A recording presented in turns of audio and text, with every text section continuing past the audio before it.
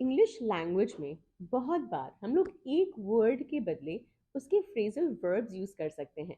So what are phrasal verbs? ये combination होते हैं एक वर्ब के और एक प्रपोजिशन का, और it could be another word. They imply a different meaning, they create a different meaning.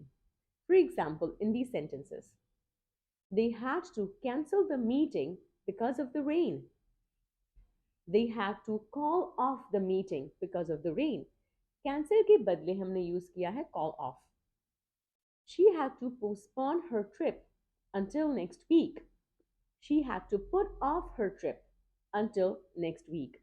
यहाँ पे postpone के बदले हमने यूज किए हैं words put off. How many phrasal verbs do you know and how many do you use frequently?